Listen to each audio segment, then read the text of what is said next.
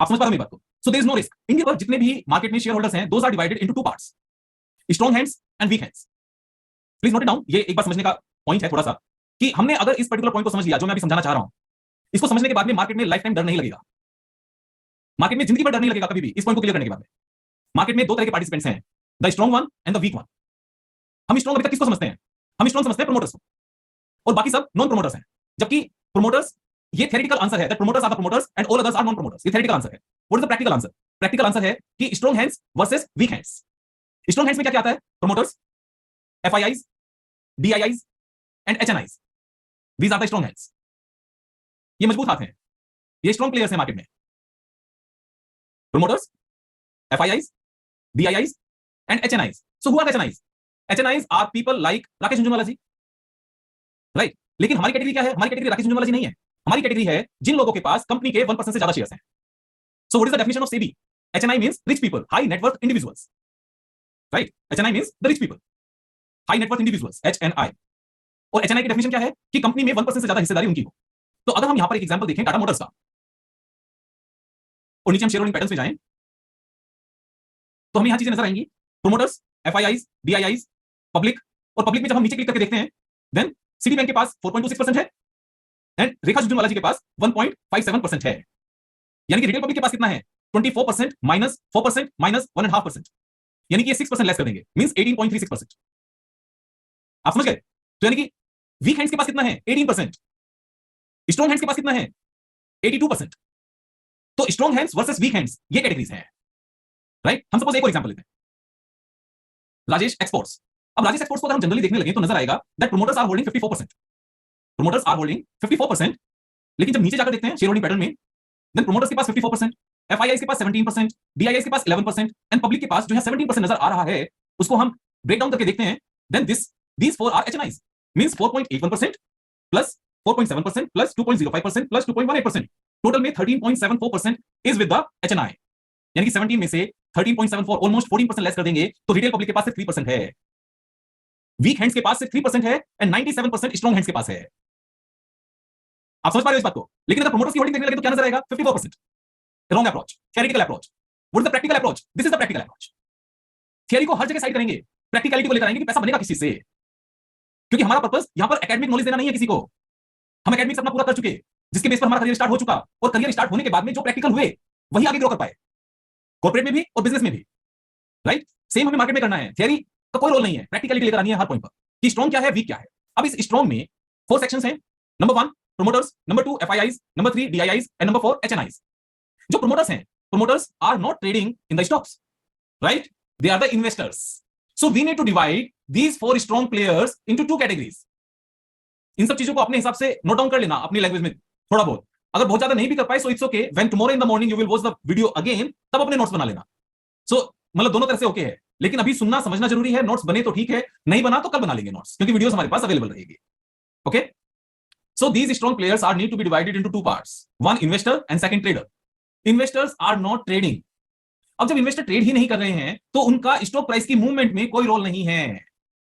आप समझो, when Reliance industries के प्रोमोटर मुकेश अंबानी ने अपनी होल्डिंग एज इट इज रखी हुई है लास्ट 6 मंथ से, तो उन्होंने स्टॉक प्राइस में कोई मूवमेंट नहीं लेकर आए, ना उन्होंने कुछ बाय किया ना उन्होंने कुछ सेल किया। So they have no role in stock price movement, right?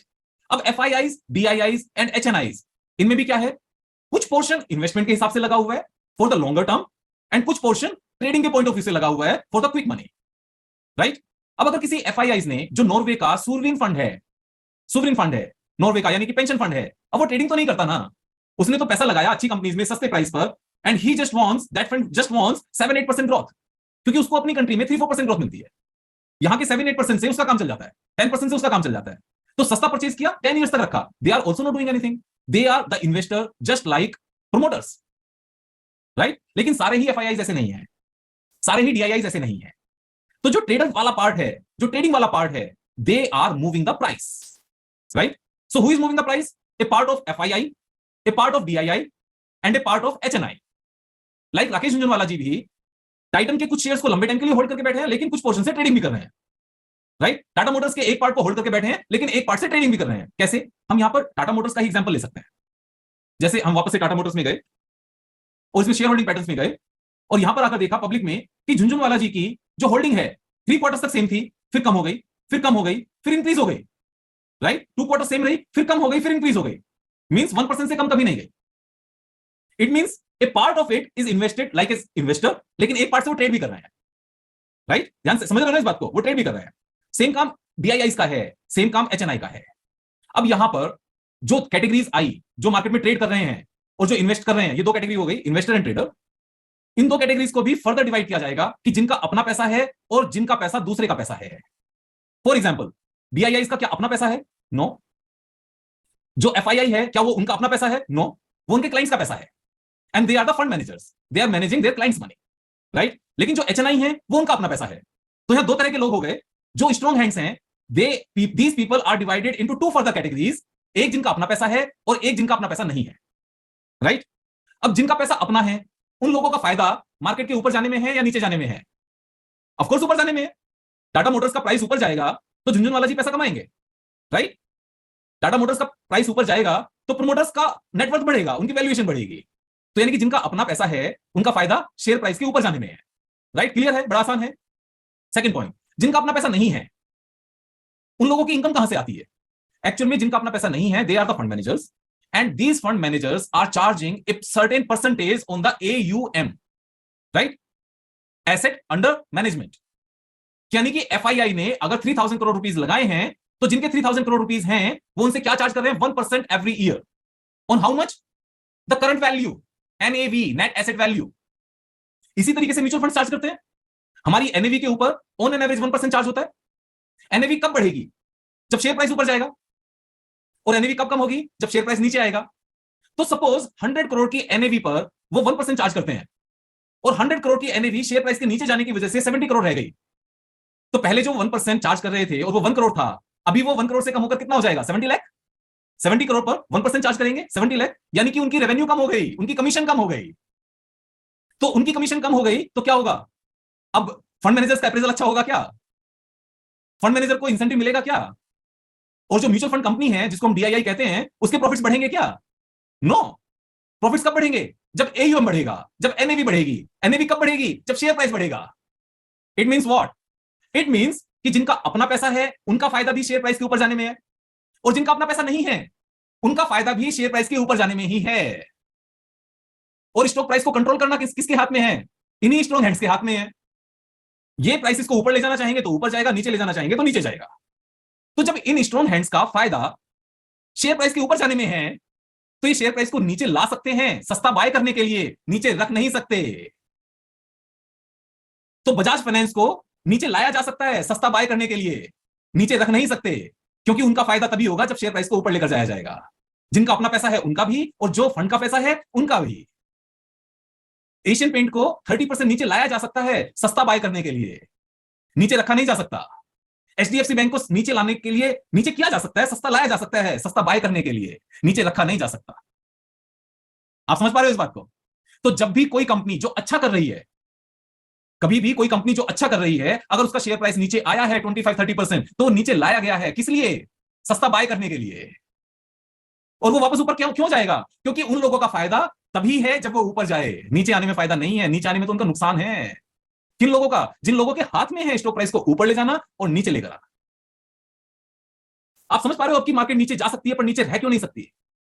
Market कभी नीचे नहीं रह सकती, never ever, it will bounce back. आप एक चीज समझ कर देखो, ध्यान से समझना इस बात को।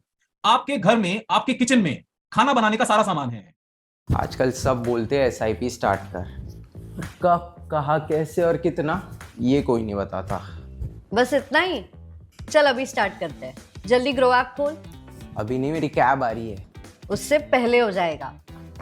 खोला। अब म्यूचुअल फंड पे जा और फंड सिलेक्ट कर। वही तो नहीं आता। ग्रो पे हर फंड की पास्ट रिटर्न्स, रिस्क लेवल और एक्सपेंस रेशियो जैसे सारे डिटेल्स मेंशन्ड होते हैं, जिसके बेसिस पे तू अपना फंड सिलेक्ट कर सकता है। अब अपने गोल्स के हिसाब से एक अमाउंट डाल, select a date and click on start SIP. Done. इस मार्केट को समझना इतना आसान है, लेकिन इतना आसान समझाएगा कौन? जिसको समझ में आया हो। समझ में किसको आया होगा? जिसने पैसे कमाए हो। ये एक विडंबना है कि जितने भी लोग पढ़ा रहे हैं ना, उन्होंने एक्चुअल में कभी पैसे कमाए ही नहीं। कुछ भी बनाया, कुछ भी डराया, कुछ भी आप समझ पा रहे हो मेरी बात को?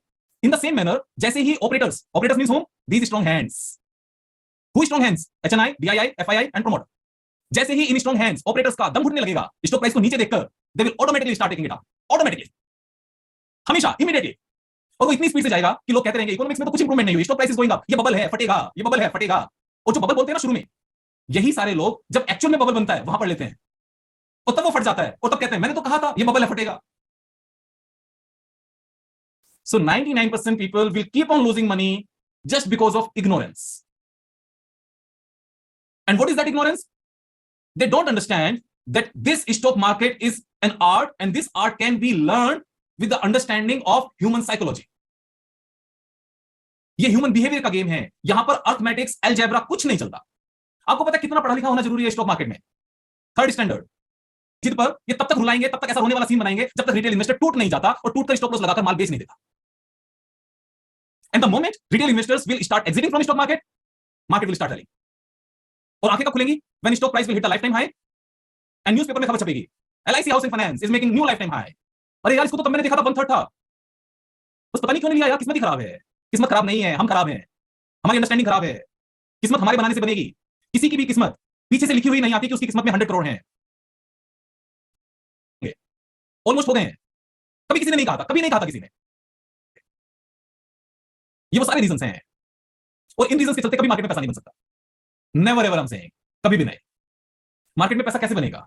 मार्केट में पैसा बनेगा, सबसे पहले बिजनेस को समझना है कि वो कौन से बिजनेसेस हैं जिनकी ग्रोथ लगातार रहे अगले 10 साल तक, 20 साल तक।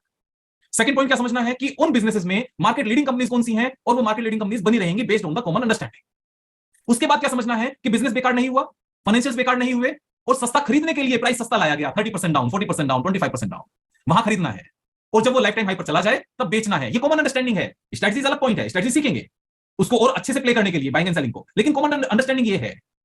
और जब हम ये चीज अच्छे से करेंगे तो पैसा नहीं आए ऐसा हो ही नहीं सकता। अगर हनुमान जी से तपस्या करके, या आप सब कहोगे हाँ यार सीरियसली इस बारे में कभी सोचा नहीं, सोचा क्यों नहीं? वो रीजन हम ऑलरेडी डिस्कस कर चुके हैं, बिकॉज हम अपने आप से बात नहीं करते, हम दूसरों की बात करते हैं, तो उस बात को बार बार रिपीट नहीं करेंगे।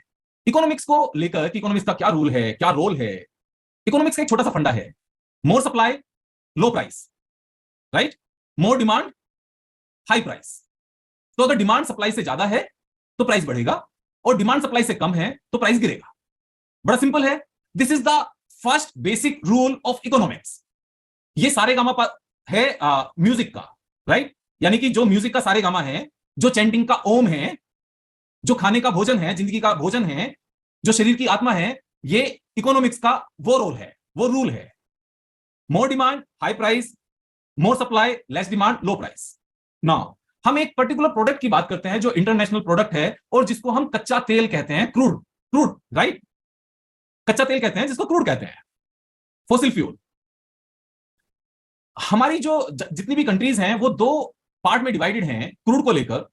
बेसिकली जो हाई क्रूड प्रोड्यूसिंग कंट्रीज, ध्यान से समझो इस बात को, ये कॉन्सेप्ट क्लियर करेगा इकोनॉमिक्स को लेकर। सारी जिंदगी इकोनॉमिक्स अप्लाई नहीं करेंगे फिर हम मार्केट में, अगर इस चीज को समझ लिया, क्योंकि अप्लाई करने की जरूरत नहीं है। इसलिए जो क्रूड को प्रोड्यूस करने वाली कंट्रीज हैं, उन कंट्रीज में क्रूड का कंजम्पशन सबसे कम है, क्योंकि उन कंट्रीज में ज्यादा पॉपुलेशन नहीं है, क्योंकि उन कंट्रीज की जो लैंड है, जो फार्म है, वो उपजाऊ नहीं है। सऊदी अरेबिया, पूरा अफ्रीका, जो नॉर्थ अफ्रीका है बेसिकली, राइट? या फिर रशिया का जिस पोर्शन में से ऑयल आता है निकलकर, या अमेरिका के जिन स्टेट से ऑयल निकलकर आता है, टेक्सास, वहां की जमीन उपजाऊ नहीं है, और उन एरिया जहां पर जमीन उपजाऊ नहीं है वहां की पॉपुलेशन कम है। आप समझो बात को, इंडिया की पॉपुलेशन इतनी ज्यादा क्यों है, सऊदी अरेबिया की ज्यादा क्यों नहीं है? जहां खाने को पैदा नहीं होता वहां की पॉपुलेशन ज्यादा हो ही नहीं सकती। This is so simple, right? Switzerland की पॉपुलेशन ज्यादा होकर करेगी क्या? अगर बाहर से अनाज जाना बंद हो जाए, मर जाएंगे वो, खाने को नहीं मिलेगा। तो बड़ा सिंपल है। चाइना में पॉपुलेशन ज्यादा क्यों है? क्योंकि चाइना की लैंड, हाफ लैंड, जो तिब्बत से अलग की लैंड है, तिब्बत वाली जो उन्होंने अपने आप में मर्ज कर ली, वो सारी बेकार है, लेकिन तिब्बत से अलग जो उनकी अपनी लैंड थी वो सारी उपजाऊ है, पूरा ग्रीन बेल्ट है। इंडिया पूरा ग्रीन बेल्ट है, जापान ग्रीन है, राइट?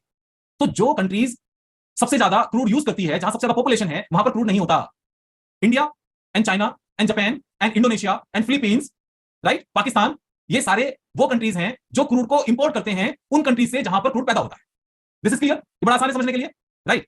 अब उन कंट्रीज का बजट में जो इंपोर्टेंस है क्रूड की, जो इंपोर्ट करते हैं, वो एक इंपोर्टेंट रोल प्ले करता है, क्योंकि हमें फॉरेन करेंसी में पे करना पड़ता है। तो countries like India and China and Japan, इनके लिए क्रूड कितना इंपोर्ट होगा पूरे साल में, एस्टिमेशन के बेस पर ये चीज इंपोर्टेंट है, और इसीलिए इसका अलग से मंत्रालय है, इसलिए अलग से मिनिस्ट्री है कि जिससे हम टोटल डिमांड के ऊपर कैलकुलेशन कर सकें, इस पर्टिकुलर चीज के लॉन्ग टर्म कॉन्ट्रैक्ट कर सकें उन कंट्रीज के साथ जो क्रूड प्रोड्यूस करती हैं और अनइंटरप्टेड सप्लाई ले सकें क्रूड की, क्योंकि इसको स्टोर करना एक लार्ज क्वांटिटी में प्रैक्टिकली पॉसिबल नहीं है। 15 डेज 20 डेज का हम यहां पर स्टोर कर सकते हैं, हम ऐसा नहीं कर सकते कि नेक्स्ट 2 इयर्स का क्रूड हमारे पास स्टोर है, हमें चिंता नहीं है, we can not do that, right. और कंट्रीज लाइक इंडिया, हमें पूरा पता है कि हमारे कंट्री में कितनी गाड़ियां हैं, कितने टू व्हीलर्स हैं, कितनी बसेस हैं, कितनी ट्रेन हैं, कितने एयरक्राफ्ट हैं, कितनी सबमरीन हैं, कितने आर्मी के ट्रक्स हैं और कितने टैंक्स हैं, सब कुछ पता है। और उसी के बेस पर हमें पता है कि कितना क्रूड डेली बेसिस पर इंडिया में कंज्यूम होगा और साल में कितना मंगाना पड़ेगा, राइट। This is clear. अब जो कंट्रीज क्रूड को प्रोड्यूस करती हैं, countries like Saudi Arabia, Russia या फिर यूएई में या फिर बाकी कंट्रीज, ईरान, इराक, इन कंट्रीज का रेवेन्यू का मेन सोर्स क्रूड है। जो बाकी चीजें ये परचेज करते हैं, उनको परचेज करने के लिए जो इनको डॉलर चाहिए वो ये क्रूड को सेल करके ही ला सकते हैं। और इन लोगों ने भी अगर क्रूड को प्रोड्यूस किया तो इनको साथ के साथ उसको सेल करना पड़ेगा, अदरवाइज इनके पास भी ऐसा नहीं है कि नेक्स्ट 10 इयर्स का क्रूड निकालकर उसको स्टोर कर सके, दे कैन नॉट। तो उनको भी पता है कि नेक्स्ट 3 मंथ्स में कितना क्रूड प्रोड्यूस करना है, नेक्स्ट 1 ईयर में कितना करना है, नेक्स्ट 2 इयर्स में कितना करना है और नेक्स्ट 5 इयर्स में कितना करना है। एम आई राइट? अब जिसको प्रोड्यूस करना है उसको पता है कितना करना है, जिसको परचेज करना है उसको पता है कितना परचेज करना है। और ऐसा नहीं हो सकता कि इंडिया का नेक्स्ट मंथ का क्रूड का कंजम्पशन अचानक से 20% बढ़ जाए, it can not so happen. Same cars on an average same चलती है, सेम बसेस चलती हैं, सेम ट्रक्स चलते हैं, वो सेम ही रहना है ऑन एन एवरेज। तो जिस पर्टिकुलर प्रोडक्ट का, ध्यान से समझो, जिस पर्टिकुलर प्रोडक्ट का डिमांड एंड सप्लाई इतना सटीक हो, इतना प्री कैलकुलेटेड हो कि उसमें standard deviation can not be more than of 2%। किसी प्रोडक्ट के डिमांड एंड सप्लाई में जहां पर 2% से ज्यादा का डेविएशन नहीं हो सकता, उसका प्राइस, उस प्रोडक्ट का प्राइस $30 से 130 कैसे जा सकता है, 130 से 80 कैसे जा सकता है, 80 से 10 कैसे जा सकता है, 10 से वापस 50 कैसे जा सकता है, और 50 से वापस 100 कैसे जा सकता है, फिर 140 कैसे जा सकता है, जिसका डिमांड भी इतना फिक्स हो और जितना जिसकी सप्लाई भी इतनी फिक्स हो। थिंक अबाउट इट, सोच कर देखो इस बात को। और ये इकोनॉमिक्स के बेस की बात कर रहा हूं मैं, that is the core of the economics. तो कहां गई इकोनॉमिक्स? कौन सी इकोनॉमिक्स, कैसी economics? Economist will never make money in stock market. Economist सिर्फ और सिर्फ अपनी पीएचडी के गुणगान करते रहेंगे, उससे ज्यादा कुछ नहीं कर सकते वो मार्केट में। अगर हम में से कोई पीएचडी इकोनॉमिस्ट है तो मुझे इस बात के लिए माफ करना, बट मैं यहां पर आपको प्रैक्टिकलिटी सिखाने के लिए बैठा हूं स्टॉक मार्केट की। So if I am hurting someone then please excuse me, क्योंकि मैं ऐसा नहीं कर सकता कि मैं आपसे पैसे भी ले लूं और आपको सच्चाई भी ना बताऊं। तरह का जिस टाइम पर 2014-15 के आसपास रियल एस्टेट के प्राइसेस में गिरावट आनी शुरू हुई, यू रिमेंबर, जब मोदी की सरकार आई थी तो स्टॉक प्राइसेस रियल एस्टेट के गिरने शुरू हो गए थे अच्छे से। तो जब रियल एस्टेट के प्राइसेस गिरेंगे तो सबको क्या लगा, ये जो हाउसिंग फाइनेंस कंपनीज हैं ये खत्म हो जाएंगी, अब इनका बिजनेस आधा हो जाएगा। हुआ क्या? हाउसिंग फाइनेंस कंपनीज का बिजनेस 3 गुना हो गया। किस वजह से? रियल एस्टेट के प्राइसेस गिरने से। विवेक, हाउ कम, कैसे? ये तो उल्टा होना, गिरना चाहिए, नहीं गिरा, नहीं, 3 गुना हो गया। क्यों? उससे पहले वो क्या रहा था, किसी ने भी 10% पेमेंट दी, बुकिंग कराई, जब अलॉटमेंट का टाइम आया तो प्राइसेस बढ़ गए, तब 10% पेमेंट की, बिल्डर बायर एग्रीमेंट किया और कंस्ट्रक्शन स्टार्ट होने वाली थी, तब तक प्राइसेस 20% बढ़ गए। सो बेसिकली हुआ क्या, 1 करोड़ की प्रॉपर्टी 10% 10 लाख दिया, अनदर 10% अनदर 10 लाख दिया, टोटल 20 लाख दिया, 20% प्राइसेस बढ़ गए प्रॉपर्टी के तब तक, क्योंकि इस पीरियड में 8 मंथ्स निकल गए, राइट। सो 1 करोड़ की प्रॉपर्टी पर कितना एप्रिसिएशन आया? 20%, 20 लाख रुपीस। अपने कितने लगाए? 20 लाख रुपीस। 20 लाख लगाकर 20 लाख का एप्रिसिएशन 100%। तो उस टाइम पर जो न्यू बायर है, जो थोड़ा सा सेफ चलना चाहता था, जो बिल्डर बायर एग्रीमेंट कंप्लीट होने के बाद में प्रॉपर्टी परचेज करना चाहता था, जब सारे लेआउट प्लान्स हैं। Want to start your investment journey? Start with as small as 500 rupees. Invest in direct mutual funds with 0% commission. Download Grow to explore SIPs today. Mutual fund investments are subject to market risk. Read all scheme related documents carefully before investing. अगर आप किसी इंसान का approvals हैं तो क्या करेगा? अब वो बिल्डर से परचेज करेगा, बाहर वाले से क्यों परचेज करेगा? तो बिल्डर कितने की दे रहा है? 1 करोड़ 20 लाख की। अब अगर बाहर वाला 1 करोड़ 14 लाख की देने को तैयार है तो बिल्डर से क्यों लेंगे? बाहर वाली पार्टी से लेंगे। बाहर वाली पार्टी ने क्या किया? 20 लाख दिए थे, कितने कमाए? 14 लाख, 70% गेन 7 मंथ्स। ये बिजनेस, ये पर्टिकुलर काम कई सालों तक चला लगा था, लेकिन कब तक? यानी कि जिसके पास 20 लाख रुपीस हैं, he can do these transactions. लेकिन जैसे ही प्राइसेस गिरे, 1 करोड़ की प्रॉपर्टी परचेज की, 10 लाख दिए, फिर अनदर 10 लाख दिए, 20 लाख दिए, प्राइसेस गिर गए। जो 1 करोड़ की प्रॉपर्टी थी अभी वो 90 लाख की हो गई, राइट। जो सेफ चलना चाहता था वो बाय करने आया बिल्डर के पास 90 लाख का, बाहर वाले से कितने की परचेज करेगा? 90 से ज्यादा की तो नहीं करेगा, 90 से कम करेगा। अगर 85 की बाहर बिक रही है तो 20 लाख लगाए थे, नुकसान कितना? 15 लाख का। 20 लाख लगाकर 15 लाख का नुकसान कौन लेगा? और ज्यादा पेमेंट देने को नहीं है, तो ऑप्शन क्या है? Get it financed, home loan ले लो, दूसरा रास्ता नहीं है। Stock means real estate prices were going down and demand of housing finance was going up because of this reason, क्योंकि कोई भी लॉस में बेचना नहीं चाहता था। अब ये बातें बताई किसने? किसी ने नहीं। समझ में कैसे आई? क्योंकि समझेंगे तो समझ में आएगा। अब समझ में कब आएगा? समझेंगे कब? जब ऑफिस से आकर चाय पीते हुए इसके ऊपर, मोबाइल के ऊपर हम क्या नहीं देखेंगे? डिस्को डांस, रील्स के नाम पर। हमेशा अपोजिट ऐसे ही काम करती है और ये सारी जिंदगी ऐसे ही चलेगा। हमें समझना है कि हमारे लिए सीधा क्या है। हमारे लिए सीधा यहां पर क्या है, वो काम नहीं करना जो 99% करते हैं, और वो काम करना है जो सिर्फ 1% करते हैं। क्योंकि रिच बनना सिर्फ 1% की किस्मत में लिखा होता है, वो भी किन की? क्योंकि लिखा तो किसी की में भी नहीं होता, क्योंकि 1% ही अपनी किस्मत में लिख पाते हैं खुद से।